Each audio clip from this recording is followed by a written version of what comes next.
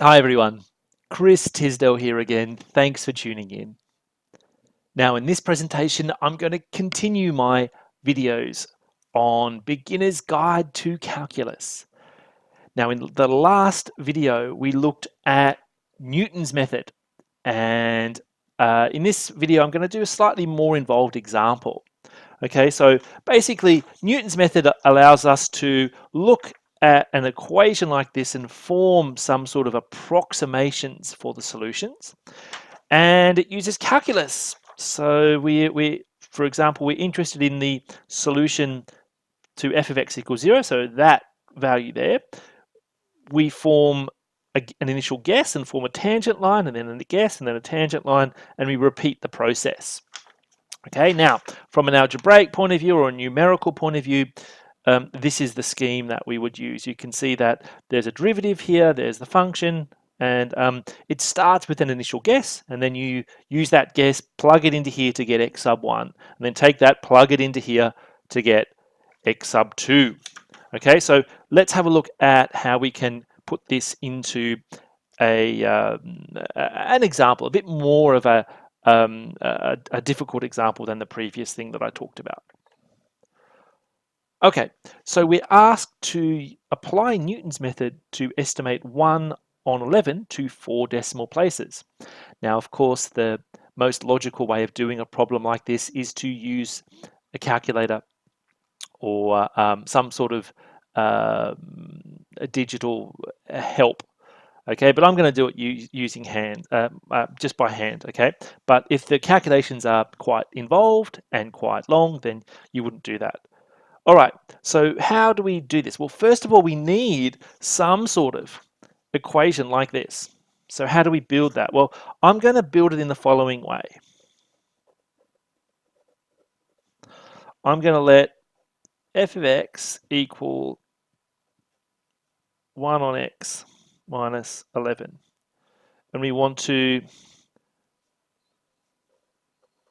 consider 1 on x minus 11 equals 0. Now that is the same, if you sort of pull the 11 to the other side and then rearrange, it's the same as x equals 1/11th, right?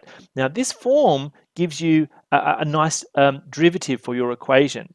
Okay, so let's compute our derivatives and put in our formula. And we also need to find this, or at least come up with some initial guess. Okay, so I'm going to compute the derivative first. Now remember, this is x to the minus 1, so if you use a power rule, the minus 1 comes to the front, so it'll be negative x, and the power decreases by 1. So it's negative x to the negative 2, and the derivative of a constant is 0, so it would be something like this, using your power or index laws. Okay, let's form this iterative scheme. We'll choose that later, but let's form this first. Okay.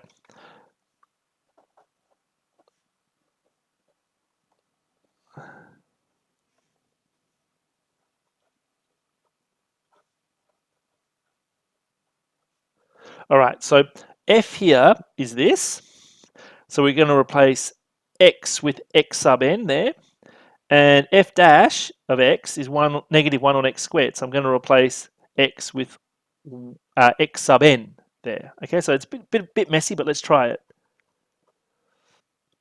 So I'm going to replace that with that. And I'm going to replace this not with negative 1 on x squared, negative 1 on x sub n squared. Okay, so this is a bit of a mess, and we want to go through and simplify that as much as we can. So if you apply a little bit of algebra there, you can come up with the following. Okay, so you should check this.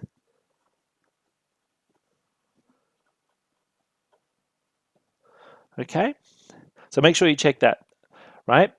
So the next question is, right, I've got this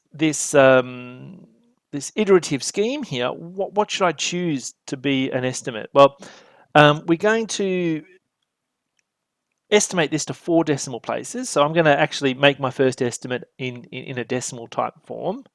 So I'm going to choose x sub naught to be 0.1. So that's 1/10, which is, a reasonable approximation to 1/11th, you would think.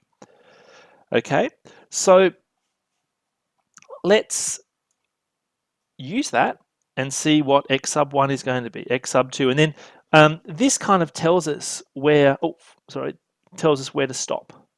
Okay, the 4 decimal places. That kind of tells us where to stop. So let's continue.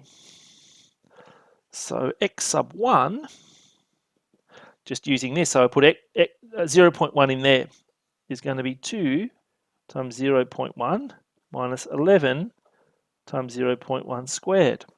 Okay, now you can work that out using, say, a calculator. You get 0.09.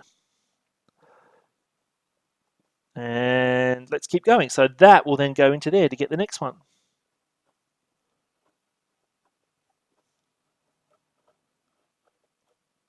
Okay, again, it gets a bit messy, but this is what you're going to get. Okay, and let's do one more.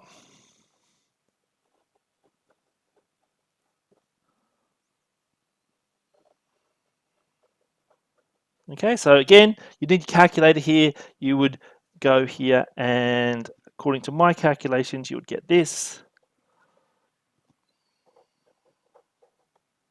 Okay. Yep. All right. So how do we know when to stop? How do we know when we've computed enough iterations? Well, like I said before, it kind of comes down to this thing here. So once we have something with at least 5 places to the right of the decimal point, you can say, oh, okay, well, let's look at that 5th value and either round up or round down.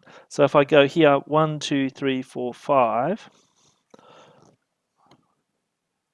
I get to the 0 here, and so you would round that down. So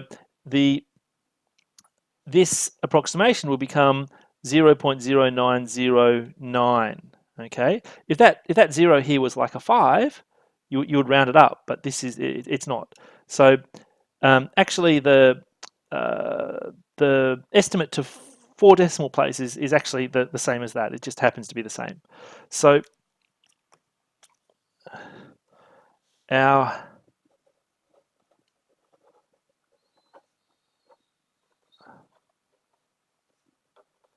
so rounding to 4 decimal places, we see 1 on 11 is approximately equal to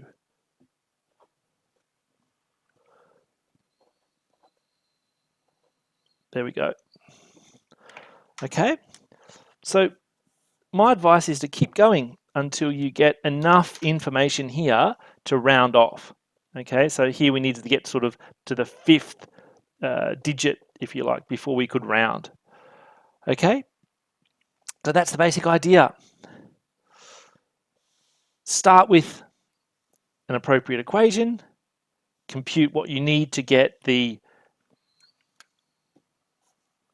particular version of Newton's formula, and then go through and iterate. For this one, you'd need a calculator, okay? Now, it does seem a bit silly to do this by hand because you can just put 1 on 11 into a calculator. So for really difficult computations, you would expect that you could use some sort of software or some sort of package that would help you out. Anyway, guys, thanks for watching. I hope you enjoyed this video, and if you have any questions, any comments, you can put them in the comment section. Thanks, everyone. Bye.